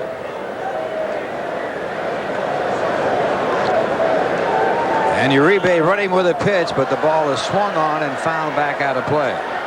That's a good play. I'll tell you why. Normally, you wouldn't see your 8th place hitter with 2 outs and the pitcher hitting. You wouldn't see him running in a situation like that. But the reason he's running here is if he's thrown out, then you would have a pinch hitter for Reuschel in the 8th inning. But the foul ball puts him back at first, and this is how. Hey, almost got one. That would have been 99. He needs 2 for 100. 2 foul balls for 100. So Uribe on at first base with 2 men out. We have found out that gentleman's name. It's Anthony Manieri. Here it is, 7 years, and I've never known his name. I finally know it. Tony. All right. And another foul ball. This time the runner not going. Now you can greet him personally. Yeah, right. What do you say, Tony boy?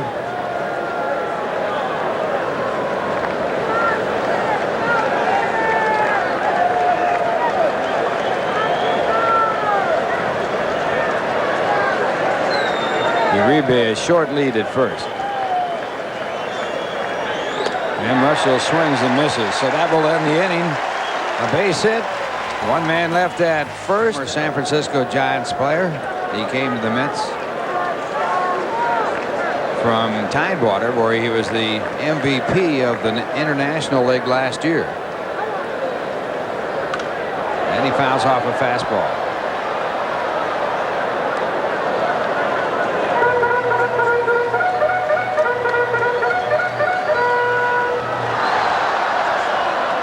One strike to count on Tom O'Malley.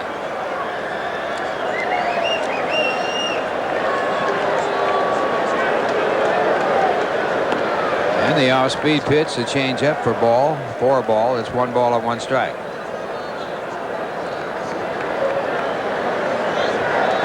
O'Malley as a pinch hitter is 1 for 10. Right up the middle. And what a play by Rob Thompson. The throw to first base gets him. So Thompson, a spectacular play to take a base. He swings through a fastball. It's strike 1. Jefferies with a base hit and 3 at bats. The Mets have had just 3 hits off Reuschel. And the Giants have had just 4 hits off Sid Fernandez. Goes to the curveball for a ball. It's 1 ball, 1 strike.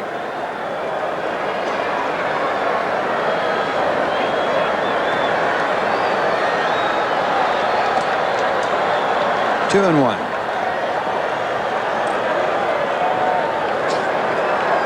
Jefferies came into this game hitting .333 against San Francisco pitching, and there's a base hit, and Jefferies gets his 2nd hit of the game.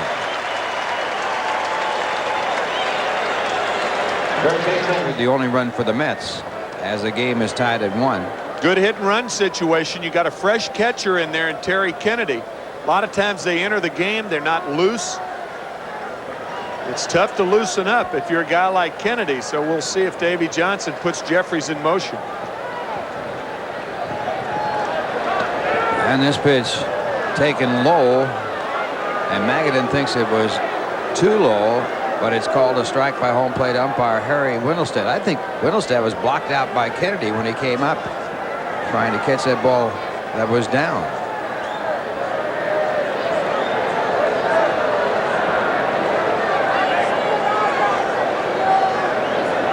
Jefferies an average lead at first, now a step more. And he draws a throw.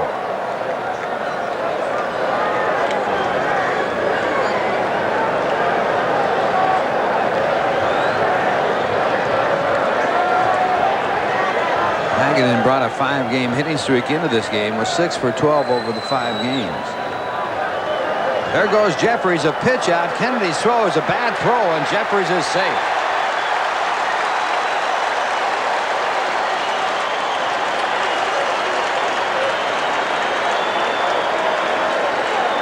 Even with the pitch out, Terry Kennedy not loose. The toughest thing for a catcher to do is to come in for defense later in the game.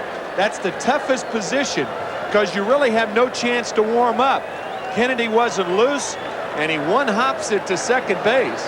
And Jefferies has his 3rd stolen base of the year. And this ball punched out to the shortstop side, fielded by Uribe. The throw to first base to Clark for the out as Jefferies holds at second. So 2.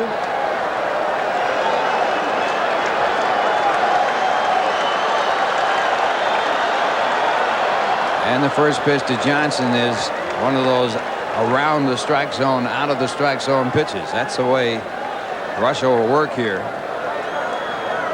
At least that's the way he wants to work here. I think your point's well taken. Reuschel's the type of pitcher who can put the ball where he wants to, just out of the strike zone.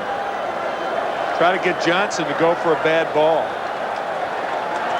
And again, he misses out of the strike zone for ball 2. 2 balls, no strikes. One thing you do in this spot, if you're Howard Johnson, you got to have patience. You can't try to hit something you can't handle. Darryl Strawberry on deck. Go ahead run at second base. We're in the bottom half of the 7th, 2 men out.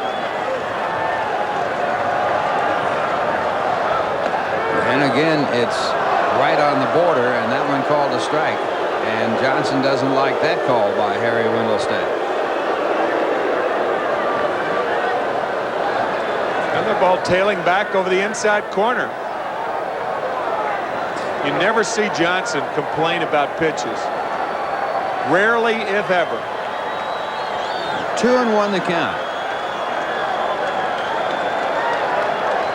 And it's again away from the center of that plate, and it's 3-1. I think they're going to put him on right now. Roger Craig said enough's enough. Tired of teasing.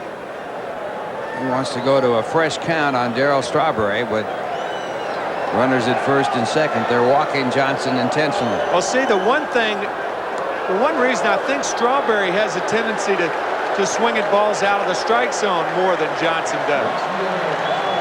But also, Darryl, a wicked low ball hitter. And Reuschel again has to keep it down to be effective. This is an interesting matchup right here. Strength against strength. Strawberry in this game has flied to right on a 3-1 changeup. He has singled an infield base hit in the fourth inning, and he has been struck out of the changeup. And he gets a off-speed pitch, a breaking ball. That's ball one. Reynolds in the on-deck circle.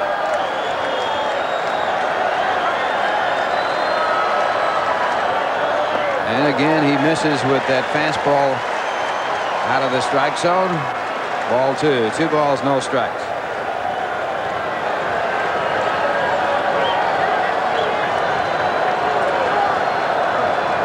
And time is called. You're watching Mets baseball 90 on WWOR-TV, Secaucus, New Jersey. 2-0 to Darryl Strawberry. And 3-0.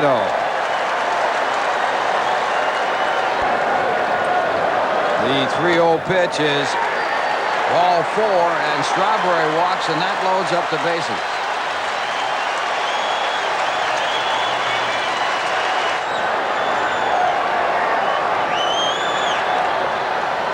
And he misses high with the ball. Jefferies, the runner at third base. Johnson, the runner at second base. Strawberry, the runner at first base. The batter, Kevin McReynolds, who is 0 for 2 in this game. He also has walked. And it's ball 2.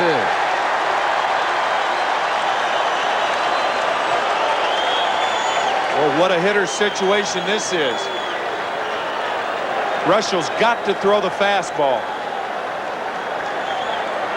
The 2-0 pitch to McReynolds. And it's ball 3, and now Reuschel with his back to the wall.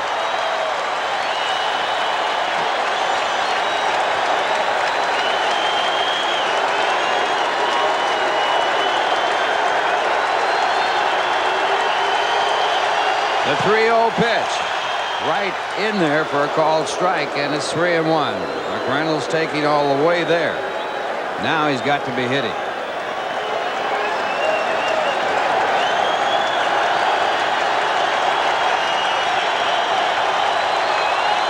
The 3-run delivery. It is ball 4, and Reuschel walks in a run, and the Mets take the lead 2-1. One of the best control pitchers in the game, and he has walked in the go-ahead run, giving up a single to Jefferies and then 3 walks in a row. And that is all as Roger Craig comes out to the mound.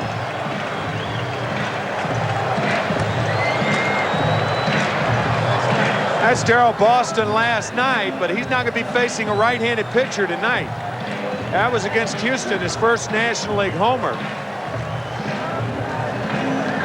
I think Davey Johnson's going to allow Boston to hit here, even though it's lefty against lefty, because you got to go with defense. A lot of left-handed screwball pitchers, left-handed hitters are better to hit against pitchers like that. So the base is loaded, and 2 men away, and the first pitch to Carrion popped up down the left field side. Over there is Uribe, and he can't make the play as the ball drifts into the stands. The wildness of Reuschel giving the Mets the lead. The 1-strike pitch to Carrion, and it's in there, and there was the screwballs. That ball broke down and away. Last season, as John Franco warms up for the Mets, Carrion had 4 pinch hit home runs to tie a Mets record. The 2-strike pitch and the screwball, it gets him. So Thurmond strikes out, and against that. as Franco faces the top of the batting order.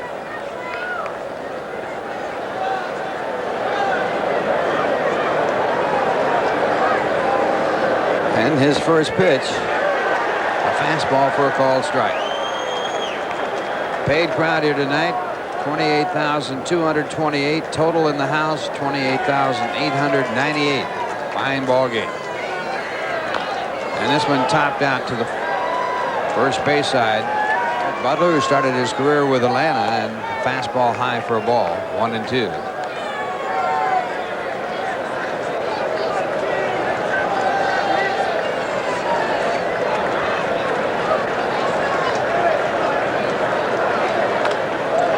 Chopped out to Franco, and he has a routine play at first base. One away. Boy, that is a deadly sinker that Franco throws. He holds that ball with the seams, and it's almost like a hard screwball. Look how that ball goes down, and Butler pounds it into the ground, and Franco gets his man. So one away, and Rob Thompson, the batter. He takes a fastball for ball one. Thompson robbed of a base hit on a fine play by Johnson, and the third is 0 for 3. Fly ball to center field. Reed with his first chance. 2 men out.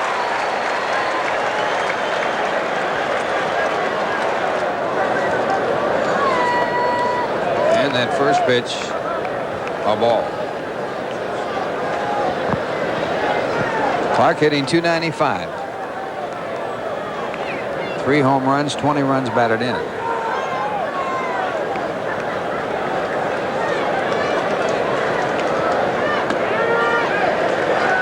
And a strike call, 1 ball, 1 strike.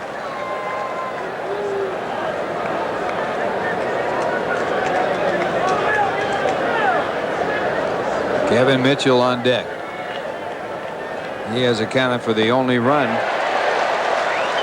for San Francisco on a swinging strike, and it's 1-2.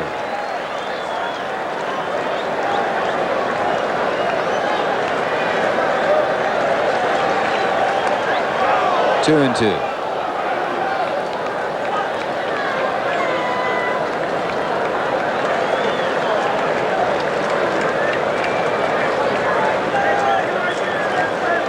Sid Fernandez on the winning side of this ball game as the Mets scored while he technically was still in it. And a bouncer back to the mound, and Clark is an easy out as Franco works a 1-2-3 inning. The score will win the AT&T Long Distance Award. And Mackey Sasser takes the first pitch from Mark Thurmond. Breaking ball for a strike. Sasser 0 for 2. And he has a walk. His walk was intentional. And again, the curveball, 1 ball, 1 strike. I tell you, Ralph, in that 7th inning, you notice how the base hit by Jefferies and then the stolen base. Really, you can plate that run because of the stolen base. If you don't have first base open, you don't pitch around Johnson. And then Reuschel ends up walking Strawberry and McReynolds. And the fastball to strike. 1-2. That stolen base really, I thought, pivotal in that 7th inning. And it came on a pitch out. Yeah. So Roger Craig figured it correctly, but then the execution was bad.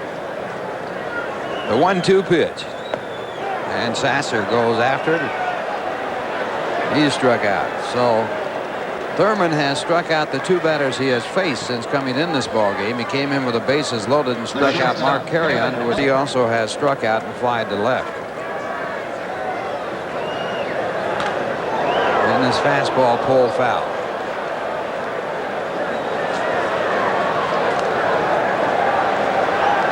Looking ahead to the top of the 9th inning for the Giants, Kevin Mitchell will be the leadoff batter. He has accounted for the Giants' run with a mammoth home run, his 7th of the year. He also has double. So he has 2 of the 4 hits. And the screwball, and it's strike 2.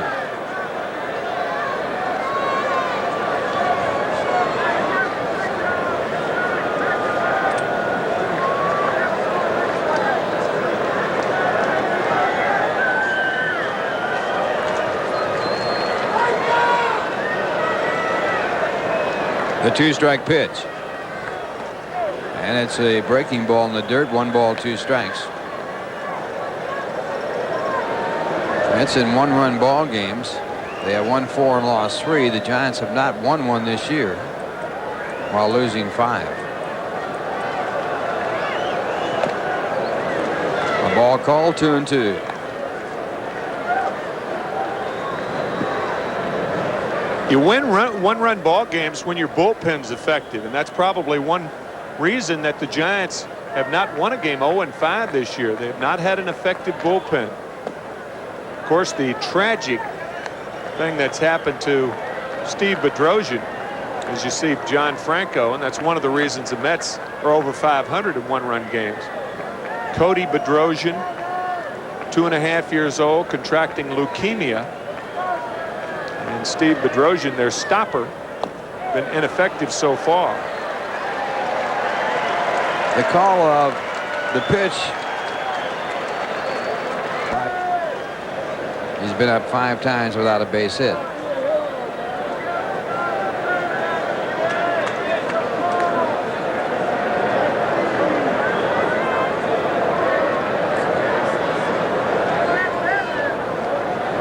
On the throw to first base, Elster back from a short lead.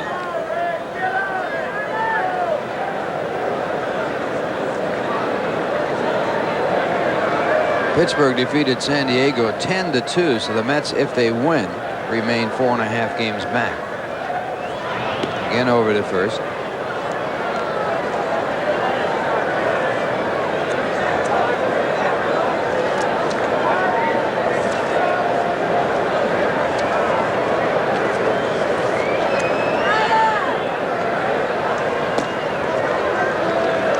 And they pitch a ball, so they count 1-0 to Reed.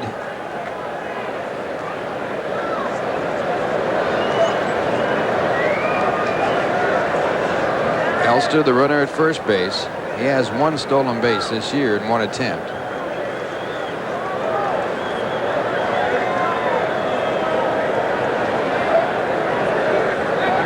And again, he draws a throw.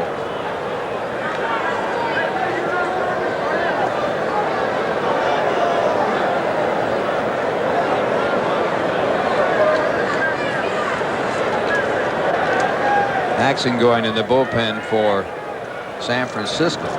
Randy O'Neal out there throwing. Ball fouled off the glove. 3 walks plated him.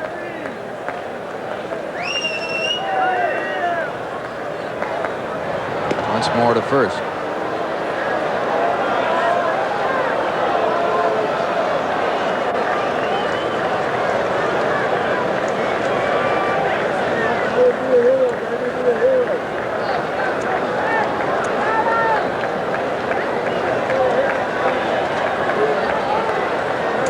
A pitch out, but nothing on.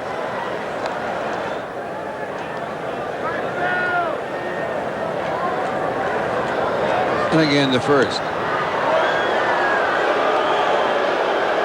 As Tim pointed out earlier, when you have a hit and run play on, you should never get picked off. Where there's smoke.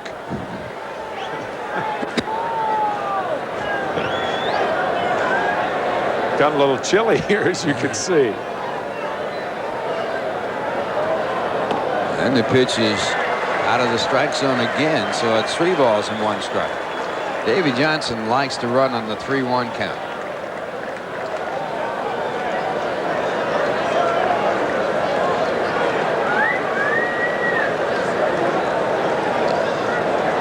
Reed checking out the signs from Buddy Harrelson, the third base coach, and Thurmond sets up. He goes over to first again.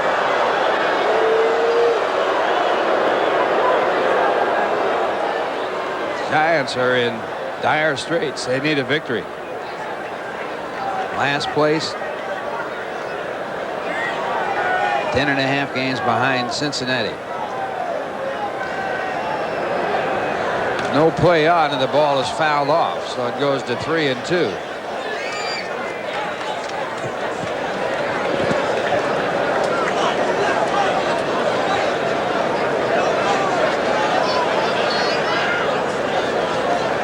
got to have him running here.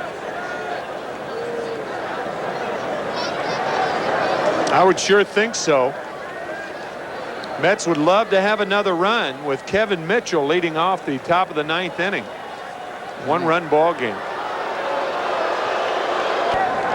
And the runner is going, and the ball's hit into the left field area. Might drop in. Here comes the left fielder Mitchell. That bounces away from him. He can't find it. Coming to third base now is Elster, and he holds there. So Reed gets his first major league base hit. It's a double. The Mets have runners at second and third with 1 man out. Well, it wasn't pretty, but the grandkids will never know, will they? It's Watch Kevin Mitchell. That's right. Blue base hits are line drives as the years go by. Mitchell, a nice effort.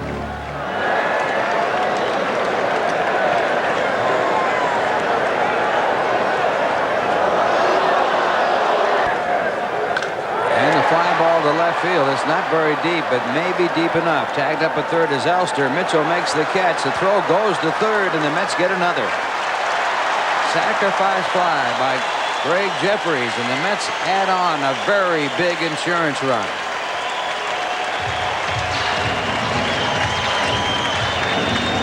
Those runs on outs, and that's what the Mets have not been able to do. And here's another one that will be a base hit for a run batted in. The ball bobbled out there by Butler, and crossing in is Darren Reed, and the Mets now lead it by a score of 4-1. Magaden with a run batted in, his second. Well, Darren Reed has certainly contributed to this ball game. His first hit, his first major league run scored, second RBI of the night for Magaden. There's a happy and proud young man right there, Darren Reed. In for defense in the 8th inning, and it turns out that his offense has contributed mightily so far.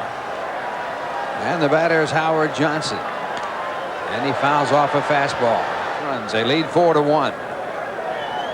And a hard ground ball to third, backhanded by Williams. The long throw to first base gets him, and that retires Mitchell, the batter. He gave one a ride for a big trip in his second appearance of this ball game, his 7th home run of the year. That has accounted for the only run for the Giants as John Franco works to him now here in the 9th inning. That was a Concord trip, wasn't it? Oh, that was fast. Woo. Man, supersonic. Oh, baby. Hit that ball over the Gil Hodges number and make him earn his way on, and he walks him on 4 pitches. So Franco, and he gets a strike. There is Williams, who has good power.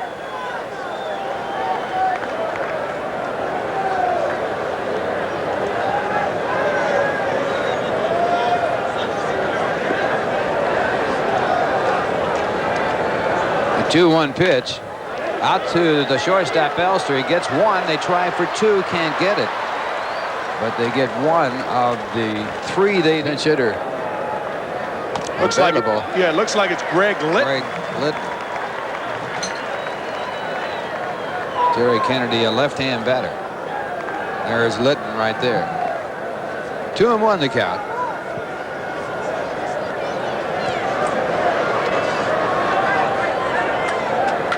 Ground ball to short, could be 2. There's one, and the other in the ball game's history. So the Mets win it as Sid Fernandez picks up the victory. The final score, the Mets 4 and the Giants 1. For Sid Fernandez, his 2nd win of the year. He has lost 3. The losing pitcher, Rick Reuschel, and Reuschel's record now stands at 2-3. The 7th save of the season for John Franco. And the final score, the New York Mets 4, the Giants 1. And we'll be back right after this word from Express Mail.